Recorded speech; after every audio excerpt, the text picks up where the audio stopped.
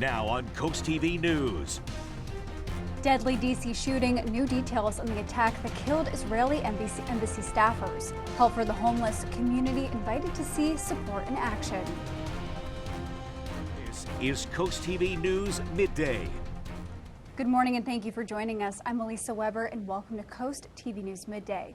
We're going to take a live look outside at Dover this morning, and our first alert meteorologist Bob Trahey is going to join us. Bob, those clouds, not what I want to see, but that's the trend we're going with this week. No sun, lots of rain, and it's late May. Just have to remind people that it is late May. It is, Elisa. You know, dreary is the weather word for today. I did see a few peaks of sun, but then 5 minutes later, it was a little bit of drizzle and light rain. So that's what we're seeing now. So you might be even seeing some drizzle across Sussex County, even though we're not seeing any radar echoes here. Similar conditions, Salisbury to Ocean Pines, lots of clouds, maybe some peaks of sun, a few light showers for the eastern shore, and those stretch back into Baltimore and D.C., and they're drifting our way. So keep the umbrella handy for some light showers. We're watching a system developing off the east coast. That's moving away, but we have another area of low pressure across the Great Lakes. You see the big spin here, showers of the Ohio Valley into the D.C. area, and with the front, we'll be seeing more of those showers as we go into the afternoon hours and maybe a rumble of thunder. Temperatures slowly rising through the 50s now, 59 in Millsboro, 58 Ocean City, but 60 in Laurel and Seaford right now, and Redden. If you're in the sun, a little warmer. If not, you're a little cooler as the winter coming in out of the northeast, so it continues to be raw out there. Here's Futurecast at noon. Temperatures in the 60s. By 1:30, with a little bit of heating, we could start to pop up some showers and maybe some thunderstorms as we go into the afternoon, maybe some brief heavy rain. Not expecting severe weather, but still into the evening hours, looking at heavier showers, and even during the dinner hour, maybe some heavier rain and some showers at that time. So here's your day part forecast. Could be a little stormy into the afternoon hours with temperatures in the 60s, then falling into the 50s. Finally drying it out into Friday, and a better looking forecast for the holiday weekend. Much more on that coming up a little bit later in the newscast. Thank you, Bob. Police are continuing to investigate after two staff members of Israel's embassy in Washington were shot and killed late Wednesday night. According to police, it happened outside the Capitol Jewish Museum. Police say a suspect has been arrested and is being interrogated after investigators say he chanted "Free Palestine" while in custody. NBC's Alice Barr shows us the latest on this developing situation. This morning, a tragedy for the Jewish community and the country, striking in the heart of the nation's capital, where two Israeli embassy staff members were shot and killed overnight while leaving an event at the Capitol Jewish Museum. The suspect chanted "Free, Free Palestine" while in custody. The suspect, 30-year-old Elias Rodriguez, remains in custody as investigators look deeper into the motive. Prior to the shooting, the suspect was observed pacing back and forth outside of the museum. He approached a group of 4 people, produced a handgun, and opened fire. Police say he then went into the museum, was arrested, and pointed out where he left the gun. Israel's ambassador to the U.S. spoke about the victims, a young couple, Sarah Milgram and Yaron Lashinsky. The young man purchased a ring this week with the intention of proposing to his girlfriend next week in Jerusalem. They were a beautiful couple. President Trump posting these horrible D.C. killings based obviously on anti-Semitism must end now. Hatred and radicalism have no place in the USA. The U.S. Attorney General promising justice. We'll be doing everything in our power to keep all citizens safe, especially tonight our Jewish community. As the ambassador rallied against hate and fear. We're going to overcome moral depravity of people who think that they're going to achieve political gains through murder. Israeli Prime Minister Benjamin Netanyahu condemned the killings and said he'd ordered Israeli missions around the world to increase security. In Washington, Alice Barr, NBC News. Newly introduced legislation in Delaware would expand background check requirements for education workers. House Bill 178, sponsored by Sussex County Representative Brian Shoup and Senator Brian Pettyjohn, would amend Title 14 of Delaware law and would require all Department of Education employees to undergo criminal background checks and ongoing monitoring. It would also allow the department to screen contractors and third parties who need access to student records. That bill has been assigned to the House Education Committee. And new this morning, a bill introduced in Delaware could bring financial relief to families who lose a loved one to suicide. House Bill 174, called the Elizabeth Barnes Act, would create a state fund to help cover funeral costs, counseling, lost wages, and more. That bill is co-sponsored by Sussex County Senator Russ Huxtable. It would be funded by a 12-cent monthly charge on phone bills similar to the one used for the 988 crisis line. That bill is assigned to the House Judiciary Committee.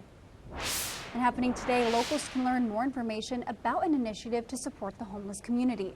Taros, a homeless village, will host an open house tonight to share what that initiative is and the development plans. Earlier this month, the Sussex County Planning and Zoning Commission approved recommendations that would now be sent to the County Council. Some of those conditions include Taros being limited to 28 tents. Mike Agnew, the man working to bring Taros to life, says he has his own conditions for those living in the community. One of the requirements for Taros will be, unless you're receiving Social Security or some other kind of a disability benefit, you're going to be working. If you're not employed, then you're going to be volunteering. And tonight's open house takes place at 5:30 to 7:30. A new overnight trash truck load caught fire Monday morning at the Tunnel Company's compound on Church Lane in Millsboro. According to the Indian River Volunteer Fire Company, they responded along with crews from Oak Orchard, Long Neck, and Delaware State Fire Police. Crews dumped that burning load and used water to separate and extinguish the trash. Fortunately, no one was hurt. And there's good news for oyster population in the Chesapeake Bay. They're at the highest levels in the past 20 years. Maryland's Department of Natural Resources says these bivalve population has grown to 12 billion in Maryland's water in the Chesapeake Bay. It credits the restoration efforts to NOAA, the Army Corps of Engineers, Waterman, and Horn Point Laboratory. The partners have worked to plant shells and baby oysters within the bay to improve reproduction. And those oysters are out there filtering, creating the ecosystem, reproducing, but also with the spat sets, it's helping the public fishery as well. So it's a win no matter how you look at it. And the Department of Natural Resources says Mother Nature has also helped with this boom in oysters. It says the salinity in the water has created somewhat of a sweet spot for the reproduction in the Chesapeake Bay. And a traffic update in Salisbury, a closure heading to Benny Street has been rescheduled. The city says Benny Street between Naylor and Marshall Streets will now be closed from May 27th to the 28th. Crews there will be installing a new sewer manhole. And coming up after the break, saying the Pledge of Allegiance, no matter the weather, we will take you to Bethany Beach in today's Coastal Connections.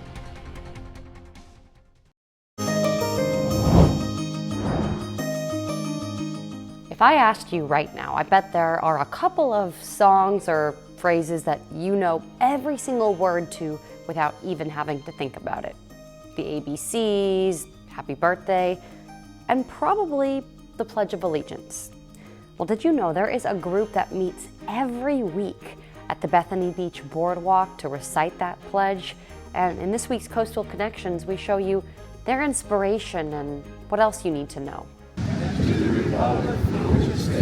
Every Wednesday at 8:30, you will see this crew at the Bethany Beach flagpole reciting the Pledge of Allegiance. We're Americans and we're proud of being American.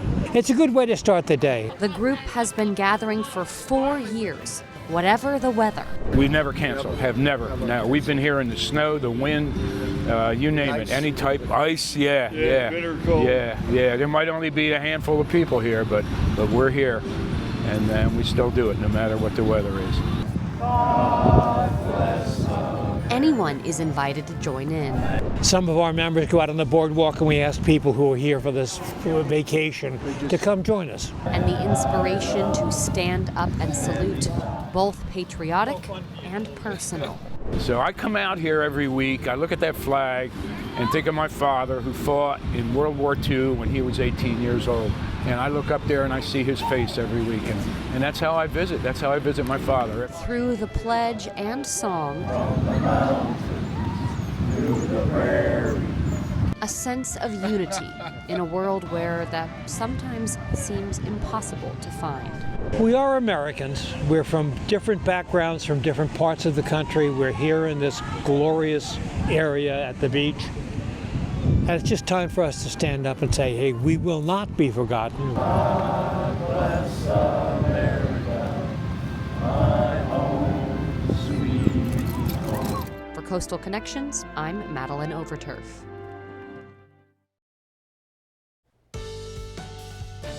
The unsettled weather pattern we've been stuck in for several days continues today. We saw some heavy rain last night. This morning now, here's the Spicer Brothers cam in Salisbury. We're seeing some low clouds, a little bit of drizzle, a little bit of sunshine, a little bit of fog, a little bit of everything. It's 60 in Salisbury right now, warming into the mid-60s, but watch out for showers and maybe a few thunderstorms this afternoon. Not expecting severe weather, but definitely some heavier rain possible. Some brief downpours with those, maybe some dangerous lightning. And there is a coastal low developing, but that's beginning to move away. And then for the holiday weekend, I think things are looking better. The latest models show us mainly dry Saturday, Sunday, and maybe even Monday, but I'm still mentioning the possibility of some showers on Memorial Day. But right now, it looks like we could be dry all 3 days. That would be simply amazing. Here's the visible satellite picture. Lots of clouds, some drizzle, some light rain possibly where you are. And we're seeing a little bit of light rain around Laurel right now. We're dry from Salisbury to Ocean Pines. Can't rule out a little drizzle, and also seeing some breaks in the overcast too. And for the Eastern Shore American Corner back towards the Baltimore area, we are seeing those showers back through Annapolis too. And those are moving our way, so keep the umbrella handy for this afternoon.